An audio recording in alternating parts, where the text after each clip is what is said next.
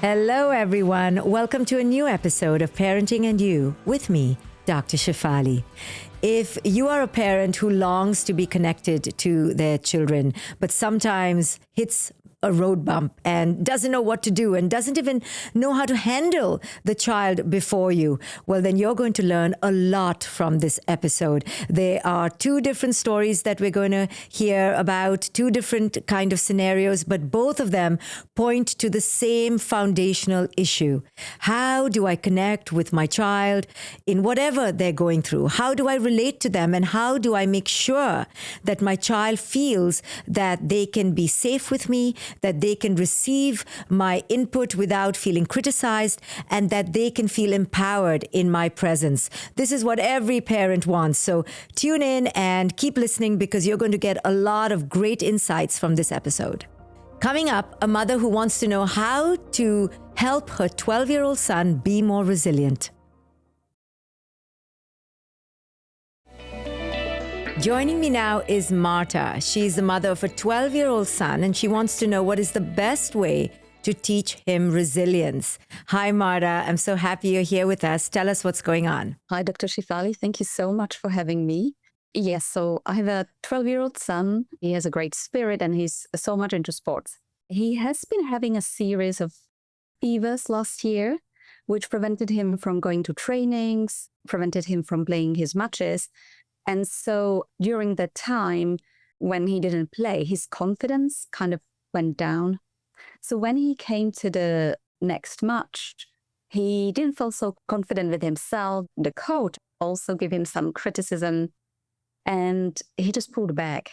I'm wondering, what's the best way for a 12-year-old to deal with criticism? Like how we can bounce back and how we can build this resilience? That's a great question. You know, so many parents want to know, how do you build resilience and how do you build grit? Because on one hand, we want to keep our children feeling positive about themselves and give them praise and constructive feedback. But then on the other hand, you know, they also have to learn how to deal with criticism, right?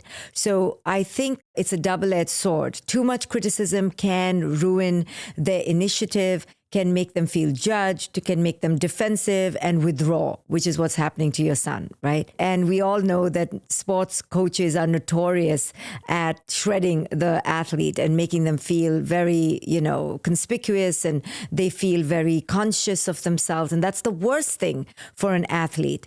But I think maybe the way that we parents can help our children, create that inner grit is to teach them the function of criticism, right? And that criticism sometimes can be a challenge rather than a characterological slur, right? When criticism is too much, we feel that somebody is judging our very essence and we feel ashamed. But when criticism is constructive, it can be a challenge that we, fight through and we work through. And that's grit and resilience. The ability to push through a challenge develops resilience. But if the challenge is too much or too overpowering, if the criticism is too scathing, if the trauma is too overwhelming, then it shuts down the innate capacity to push through, right? So it depends on how bad is the criticism. So let me first ask you, do you feel like the coach's criticism was very severe, or was it something that we could reframe as a challenge? Maybe from a parent perspective, it might sound like quite harsh. However, as a coach, I understand that you have to push your players, otherwise there wouldn't be any results. Yes. I'm kind of in between. Like, I understand that it needs to be done, but maybe it's done from my perspective. Maybe it has been done on a slightly harsher level. Yes, and you can acknowledge that to your son. Yes, the coach was harsh. Yes, the coach is not the most amazing person to give feedback. Other parents feel that too. You can make him feel that it's happened to other kids. You can show him videos of the NFL and, NBA where coaches are screaming at their athletes to show that this is something coaches do. Doesn't mean that it's amazing, doesn't mean they're doing it right, but they're doing it not to make it personal, but to to push the team forward. So you can discuss these things with him that, there is such a thing as positive critique and positive feedback that can challenge you. And what if the coach had said it this way? Would that have helped you a little bit? Well, the coach is not a therapist and the coach doesn't realize. So the coach said it this way. Now, how can we take it? We could take it as a challenge, or we could take it as a thing to be ashamed of. How do you want to take it? And you can make it a lesson about receiving feedback. Listen, we would all feel the way he feels. So I would ask you to normalize what he's feeling, to validate that he's not wrong, he's not crazy. You feel also that the coach was too harsh and he didn't have to be so negative, but also then normalize that this is what coaches do. It doesn't make it right. And he has a choice here, right? What can he do to transform his experience? He can make it as a personal challenge and show the coach what he's capable of, or he can take it personally and go down. So this is how we have to teach our children. The way of the world is sadly never going to be the way we would like our children to be treated, but they have to accept if they want to be on a team. Coaches are, most of them, harsh. I cannot tell you how many parents come to me saying the same thing. Why did my coach ruin my child's self-esteem? Now my child doesn't even want to try the sport. This is the nature of these athletes and sports and coaches. They're not the most mild-mannered. They're not the most sensitive. So what do we do? How can we change them, or do we change ourselves? Yes, we do have those discussions where we are talking about how we are responding to this criticism. However, I did notice that he doesn't pull back only when he receives the criticism. Now he kind of started adopting it internally as like, if he makes a mistake, he's not happy with himself. He starts being frustrated with himself, which then creates the circle of him being frustrated with himself. When you're frustrated, you don't perform to your best abilities.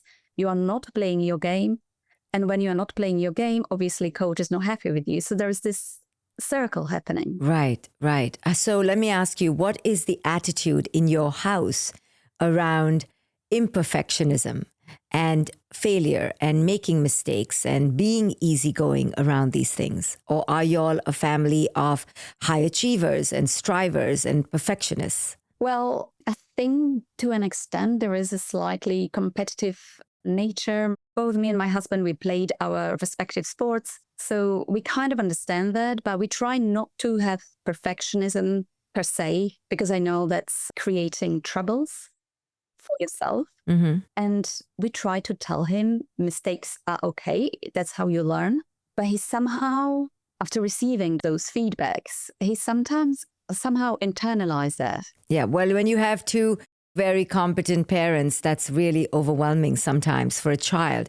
What I would encourage you to do, and this is something that actually Sarah Blakely, who's the founder of Spanx, she once shared with us, that this is what her father would do at home. And I think it's such a great thing for parents to embrace, that he would always tell them at the dining table, okay, let's go around and you have to tell me a mistake you made today. Right? And whenever the child was like, I didn't make any mistake, he was like, well, I guess you didn't try anything new. And it was about teaching children at a young age that in order to try something new, you must be okay with imperfection, failure, and making mistakes. And he wanted them to try something new so badly that he made it a thing. Like, what mistake did you make today? And he would be disappointed if they didn't make a mistake, because that meant they didn't try anything new. So it's a great way of teaching children resilience. Also, our children are always watching us. How are you when you make a mistake? How are you around your failures and imperfections? Are you somebody who is easygoing and your first instinct is to say, it's okay, it's all right, it's not the end of the world? Is that your first instinct? Or is your first instinct, oh my goodness, let me clean it up, let me fix it, right? Children are watching our attitude and they're absorbing whether we're easygoing about mistakes or we're very severe and harsh around our mistakes. So that's for you to tell us. What do you think he could be absorbing from watching you and your partner? I think we are I think we have progressed. And I think right now we also evolve as a parent. Yes. And yes. as we might have been more competitive during our younger years, but I think we are now quite easy. And that's good. That's really good. So keep being mindful and intentional with a child like yours is sensitive, right? He's showing us that he's not one of those kids who actually thrive in criticism, right? There's some kids who want to become better immediately. They're very competitive. They want to succeed. He may not have that edge, that streak in him, and most kids don't, because they are kind of normal. Your kid is normal. He's not extra competitive, extra trying to win and be the first, right? Those children can push through and plow through criticism, and they actually thrive on criticism. But most of us, quote unquote, normal, average folk who are sensitive, we don't like criticism. He's very normal. He's very sensitive. So now that you are mindful about it, I would make sure that I'm exhibiting more relaxation around mistakes and creating a culture in our home that we are completely, absolutely, ridiculously imperfect. And we are all on a journey, and we are all in progress and process, and there is no destination. So be mindful of the messages you are passing on to him. Are you teaching him that life is about getting to the top and becoming better? Or is life about trying your best? And whatever you do is good and already good enough, right? It's a subtle shift in messaging, but children pick up on it. The messaging between, you are amazing already as you are. Yeah, we can all improve, but you don't have to go crazy trying to prove something to us. Versus, you have to try harder and you have to do better, and life is about striving and achieving, right? It's the energy behind these messages that our children then absorb. There was something that you mentioned, that some people might be kind of naturally better at resilience, at, getting back. Also wondering, is there a difference? Is resilience kind of a character trait, or is it something acquired? Well, I think it's both. I think resilience comes from other character traits. So if one is very sensitive and very, attuned to other people's emotions, maybe your son is one of those people. So resilience as itself, I can't tell you whether, it's nature or nurture. I think it's a combination. But I think resilience comes from other traits. So if one is extremely artistic, a dreamer, sensitive, attuned, very plugged into other people's emotions, then their capacity to show up resilient when another is not happy with them is going to be compromised, right? Because their value is more in making people happy with them. So their value is not about self-absorbed competitiveness, which can look like resilience. Their value is in, my coach is not happy with me, or my mother is not happy with me. And that affects them and reduces their ability to show up resilient. Folk or children who are less thin-skinned, right, more thick-skinned, who don't really care or are not so attuned about what other people feel, those children will actually show up more resilient because they're not bothered by other people's opinions of them. They can plow through that and they don't take it so personally. In fact, they want to fight back against that, right? So those things are inbuilt in how children come wired, and you can't really teach that too much, but you can cultivate it more. You can tell your child, listen, you're a very sensitive boy and you really care about what other people think about you. And that is what makes you so beautiful, but it's going to harm you because you're going to overcare about what people think about you. And then you won't be able to show up if they don't think about you in the best way. And you can ask your kid, is that what you feel is happening to you on the field? So this is all data. This is all learning. No child needs to be a particular way. What they need to do is embrace who they are and then progress from there. But there's no such thing as, okay, be that kind of child and don't be this kind of child. We need to embrace who we are authentically. For example, I'm a very sensitive person. I will not thrive in severe competition, but I can still succeed. So competition is not for every child, and that's okay. We don't need every child to thrive in a competitive world. they can find their own way of thriving without being competitive. I literally stayed away from everything competitive because I don't like that. And I didn't thrive in that as a child, right? Even though I may secretly be competitive, I don't like external competition. Every child is different. So if you and your husband were very competitive, maybe that's something you would want from your child. So be mindful that your child may not be like you. Maybe there is something about that as well, What do you mean? that we might see him following in our steps. Obviously, like, we support him. So from my side, the most important thing is that he feels supported. I don't mind whether he succeeds, like whether he will go into professional football or not.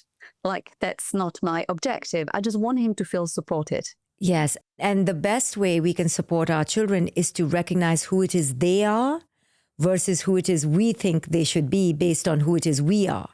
So if you can be mindful of that, you can then attune to him and meet him where he is at, right? So if your partner has come from a very competitive childhood or a competitive background, then it's quite natural that you're going to project this onto him. So be mindful of the fact that your child may not be inherently competitive or have that edge, that competitive streak.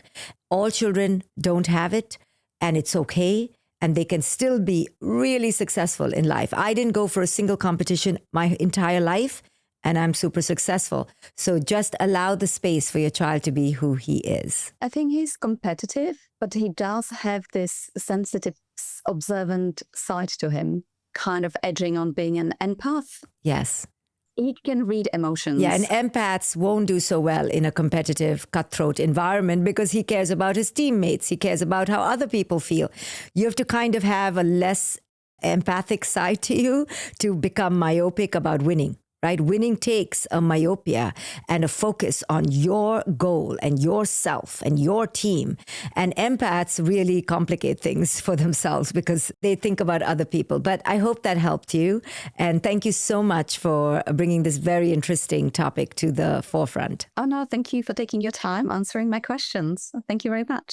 I hope every parent listening to this episode can examine within themselves if they are expecting their children to be something that they are not, whether it is to be happy all the time or cheerful because they are cheerful people, or to be artistic or competitive, like perhaps this mother was struggling with, because it's so easy to bypass who it is our children truly are and impose on them the attitudes, the behaviors that we have grown up with, because that's who we were.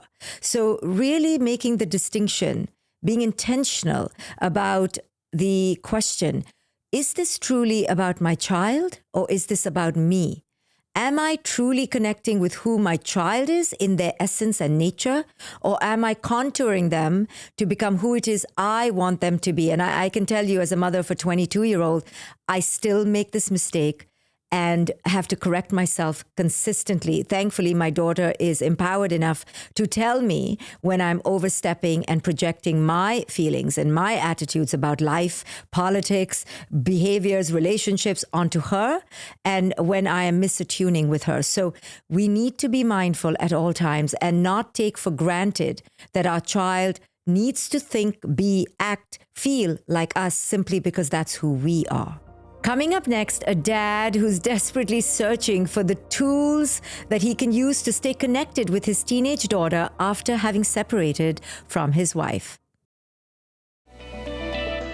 We're now going to meet Vikas. He's struggling to stay connected with his 13-year-old daughter after separating from his wife. Hi, Vikas. I'm so happy you're here with us. You know, it's always so refreshing when I see a father here following my work. So tell us, how come you're such a fan of conscious parenting? Yeah, Dr. Shefali, thank you for giving me this opportunity. I'm really happy to be on your show. I filled up a form, I think, a few weeks ago.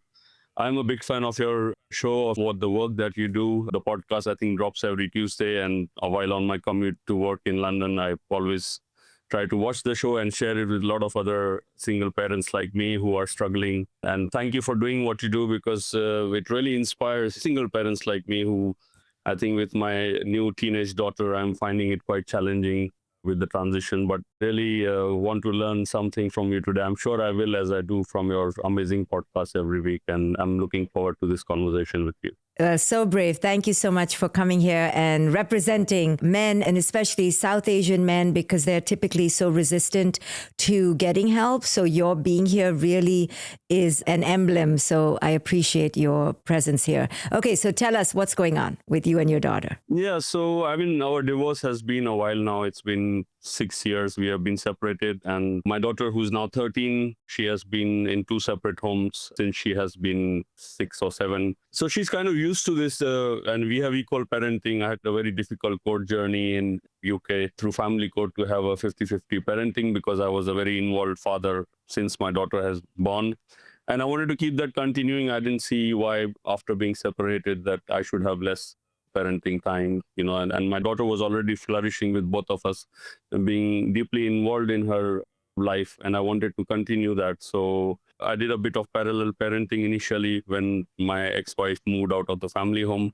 And that seemed to be working for 2 years. And over the years, I think things have gotten a bit better. We are co-parenting quite well now, until the time that my daughter moved to high school, which happened last year. And I do understand, when also listening to your podcast, I do often notice that a lot of other parents struggle with this transition phase. So having that initial knowledge, I think I was quite well prepared for this transition to happen from primary school to high school. I think it's called middle school in United States.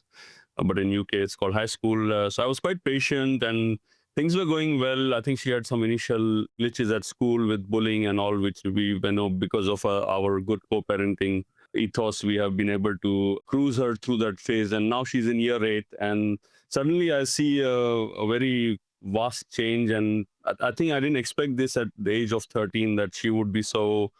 Like, for example, the challenges I'm facing right now is it's very difficult to have a very basic, simple conversation about how was school, what's happening in your life, and I've tried different ways of approaching this conversation. I nowadays just get one word answer. So how was school? School was good.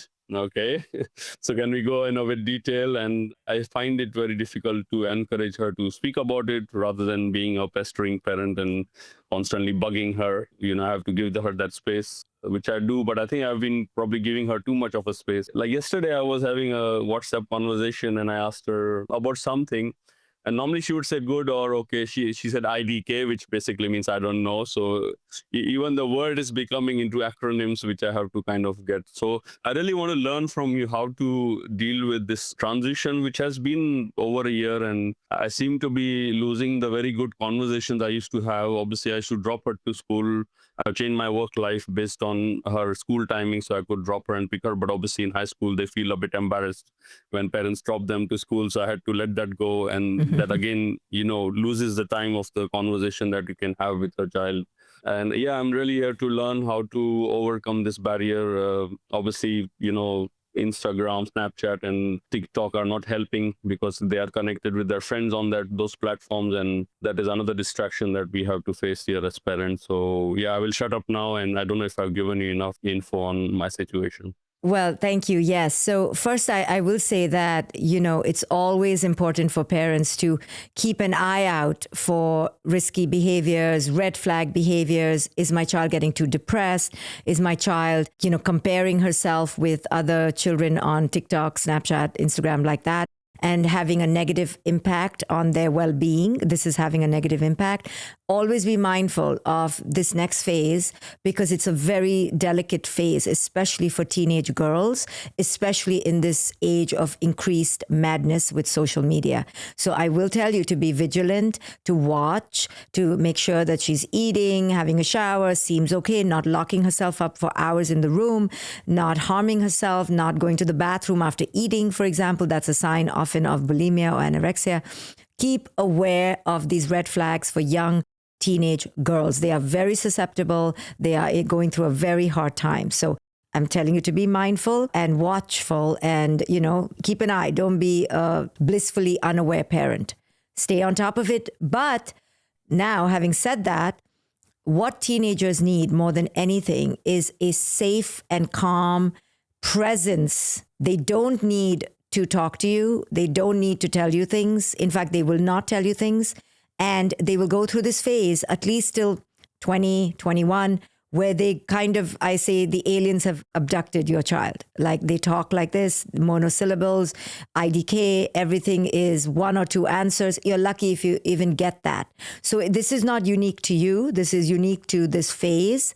And parents get confounded. We feel like rejected, like jilted lovers, like somebody has betrayed us, because the sweet child who used to come to us for advice and safety and look at us with adoring gazes has now disappeared because the aliens have come and abducted your child. This is the truth. And they will only come back later. Like you're lucky if they even come back later. So it is very depressing for parents because we want to be connected. We want to have these heart to hearts. And not only do they not talk to us, when they do talk to us, they will be irritated, they will snap, and they will be criticizing and rejecting of us. So we take it very personally. Developmentally, this is exactly what they should be doing. They need to separate from the parents and go to their peers.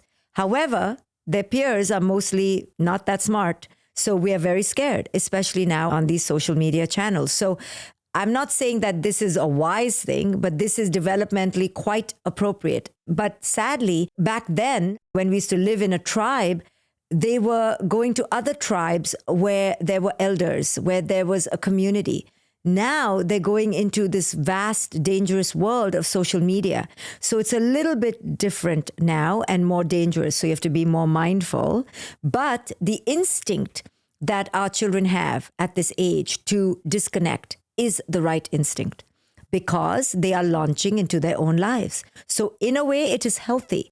The sad part is that they're going toward bad, potentially negative influences. It's like we can say, eating meat is a good thing for us. However, eating meat that is laden with steroids or hormones is not good for us, right? So the instinct is correct, but now we are living in a toxic world, right? So we have to be careful. I wouldn't take it personally. What I would do is be very present and attuned. And when she does come to you with a risky behavior or with a negative behavior, or she's failing in a class, that's when you need to show up with the most amazing, safe, non-judgmental presence. Your test is going to come. The test is not going to be in the micro. How was your lunch? What did you do at school? Let that go and prepare yourself for when she does need you, that you show up beautifully. So when you catch her with a boy, when you catch her in a lie, when you catch her with alcohol, when you catch her failing a class, that is going to come, right? Because adolescence is about risky adventure, taking steps out of your comfort zone, experimenting. So when that happens, how are you going to behave? Are you going to be the safe parent? Are you going to be the positive parent? Are you going to be the non-judgmental parent? I always encourage parents of teenagers, stop looking for the micro connections and wait for the big test, because the big test is where you can show up and connect and cement the foundation of your relationship. So relax, don't sweat the small stuff. The big stuff is coming. And are you ready for the big stuff, right? And this is where you're going to have to check your attitudes around sexuality, your attitudes around failure and success and achievement, your attitudes around drugs and alcohol. Now, even though your kid is going to experiment, most likely, you don't have to have an easygoing attitude about drugs and alcohol. But the point is that you don't shame her, that you don't judge her, right? So you can still say no drugs, no alcohol. But if she does violate, you can also tell her she is safe with you. Right? So you need to let her know that dad is a safe place. Dad is a non-judgmental space. Dad is easygoing. Dad also was a teenager. So that's what she needs from you. A parent who can relate to her if she needs, right? She doesn't need a buddy. She has enough buddies. What she needs is a presence that'll be safe for her if she's in trouble, right? So if you appear very rigid, if you appear very perfectionistic, she's not going to want to come to you. So can you be easygoing and chill and tell her that, listen, you were a teenager as well. You did a lot of naughty things. You understand, and you're going to give her her space because you're a chill parent. Then she's going to come to you. Now, a chill parent doesn't need to be a parent who has no boundaries, But a chill parent is a parent who understands, a parent who can relate, right? So there's a difference. A chill parent isn't a parent who's smoking marijuana with his kids. A chill parent is someone who understands that children may want to smoke marijuana and may want to try drugs. And they understand that. But that doesn't mean that they have to allow it, but they understand it. Yeah, everything you said has made so much sense, Dr. Shefali. Thank you. And I think I made a lot of trips to Sephora recently, and I try to ask her what she's had at school. Has she had lunch or not? And I have a feeling that sometimes she skips lunch, and things about anorexia and all that stuff that you've spoken. I think subconsciously the social media they're exposed to is where I think they are being influenced. And I find it very difficult as a parent to, I mean, I don't want to bug her, but I want her to make her own. Thankfully, in studies, she's still doing quite well. The school is happy with her academics, and I'm happy as well. But it's the other stuff which she's exposed to via TikTok and the influencer she follows, to sharing the multiple makeup things. And she sends me photos of that. And then we make trips to Sephora, and she empties my wallet and whatnot. So I didn't expect it at such an early age at 13. And I think that's why I'm finding it so difficult that at 13, if I'm exposed to this, what's to come when she's 15, when she's 18. So, but I think you already highlighted the things that she's going to be exposed with. So I have to be a bit patient. And maybe you can start watching documentaries with her on the effects of social media and body image. And, instead of directly lecturing to her, watch documentaries on this, on the beauty industry and how it affects the psychology of girls, and, watch things on social media and how there's so much now on how social media creates depression, especially in girls. Maybe she can read The Anxious Generation, the new book that has come out, and you both can discuss it. Right? Instead of her earning allowance just for doing nothing, maybe she can earn allowance by reading books with you or watching documentaries with Great you. idea. So that's another way that she can become aware, because when we lecture our children, they tune us out. But if you make it about, watching documentaries together or reading books together and talking to other people, maybe then she will be more open to receiving the wisdom. It's very interesting because I think just a few weeks ago on Channel 4, which is a popular channel in United Kingdom, they did a documentary about kids her age. I think they were all 13-year-old kids, and they did an experiment with Dr. Chatterjee, who's a popular doctor here in the UK. And they locked their phones in the school for 21 days in a kind of a box. And then they followed the lives of a few children who are 13 years old, of how they cope with the 21 days without having their mobile smartphones in their hands. And the teachers also did the same in the school, which was interesting to see. And I tried to watch the documentary with her, which kind of had initially she was engaged, but again, I think because they have such a short interest span, because of the kind of stuff they watch, which are 10 seconds, 50 seconds, 30 seconds. After 15 minutes in the documentary, she lost interest. But I'm still positive at least she watched those first 15 minutes, and I was like, we should do this experiment. I'm happy to do it with you if you're interested, which she ignored. But anyways, I have to keep trying. 21 days is too much, but you could do a challenge. The next time you take her out for dinner, you say every dinner for 20 minutes, we're not going to look at our phones, and we're both going to do it. And you can pretend like you're having even a harder time than her, so that she can relate to you. You see, get into her mind to relate to her. Instead of coming from a very hierarchical, I'm better than you place, children really don't like that. They like to feel like the parent is on their same wavelength. And so they feel connected to the parent. So you can go, oh my God, I really want to look at my phone. I really want to look at my phone. What about you? So now they can talk to you like they would a friend, even though you're not their friend, right? Right. But they feel like they can relate to you. I think relatability and connection to where your children are at is so important, especially in teenagehood, as opposed to coming to them from where we are at, right? So try to get into her mind. Now, you're not a girl and you're not a 13-year-old girl, so you can only do that much, but at least do less of projecting where you are coming from and try to understand where she's coming from. I have had some really amazing conversations until she was in primary. We used to speak to each other for, I don't know, sometimes hours, and, we would go read books together. And so it probably is something I'm missing as well as a dad, that, having such an active single parent with her being so involved in her life. Suddenly I'm in a phase where, I get one word answers, and I'm Right. missing that connection with her, and I Right. feel a bit lost as a parent, and that's why I've come to you. And all Yes. these tips you have shared are really Yes. helpful. Thank you Yeah. so much. Yeah, you're going to have to get a life and get some new hobbies, because you are discarded now. You are not the pinnacle of her experience. You're not the apple of her eye. She is now not interested in you at all. And I said, it feels like a jilted lover, but you need to go find your own new life, get new hobbies and show her that you are trusting her more to make her own decisions. And the reason why y'all don't need to talk that much is because she has her own life. That's a good thing. Thank you, Vikas. Thank you for being here with No, us. thank you. Thank you for your time. And I just want to end with a note to all the single dads or dads, watching this podcast, to really get involved with watch your past podcasts. They are also very helpful. Whether you're interviewing a mom or dad, I learn so much from every interaction we have. So please keep doing these podcasts. And thank you so much for giving me this opportunity, Dr. Shefali. Thank you so much, Vikas. Thank you. I think this story that Vikas was sharing is something that most parents of teenagers can resonate with. We don't understand what our children go through all of a sudden at adolescence, and it feels like such a drastic transformation and a shock. And we sometimes react taking things personally.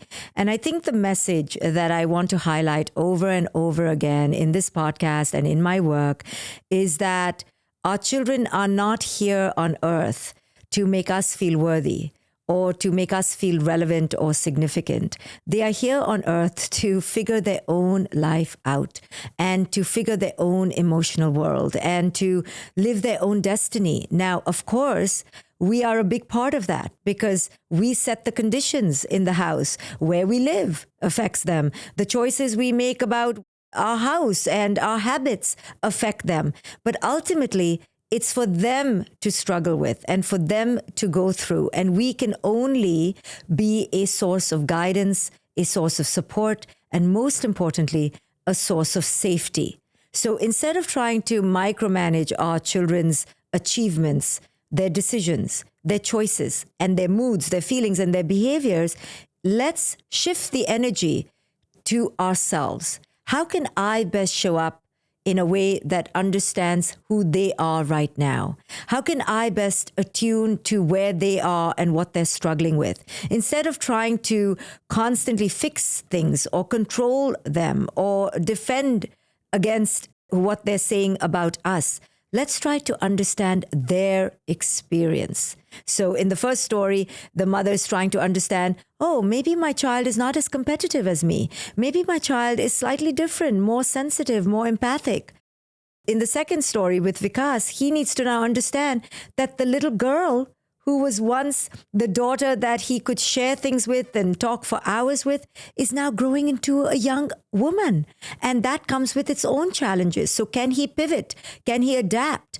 We are constantly being asked by our children to connect to who it is they are in the moment. And that constantly shifts. It takes a lot of courage from us parents to do this inner work, to make those internal shifts. But this is what conscious parenting is all about. It's moment by moment, day by day, trying to relate to who our children are as they are and not as we wish they should be. The big lesson in conscious parenting is to raise the child before you and not the child of your fantasy. So I hope that helped all of you listening out there. And if you want more support and more help, then check out my conscious community. It's called the Conscious Circle. I have a big group for fathers, a big group for single parents to support you on your journey. We all need support. And this is why I created this conscious community. So check it out. It's called the Conscious Circle. And it's for less than $25 a month. You get so many workshops, so many webinars, so much information. I think every parent in the universe should join this conscious community. Thank you so much for listening to this episode. And if you enjoyed it, I hope I see you on the next episode of Parenting and You with me, Dr. Shefali. Parenting and You with Dr. Shefali is for educational and informational purposes only. It is not intended as a substitute for professional medical, psychological, psychotherapeutic, coaching, healthcare, or other qualified professional advice, diagnosis, or treatment.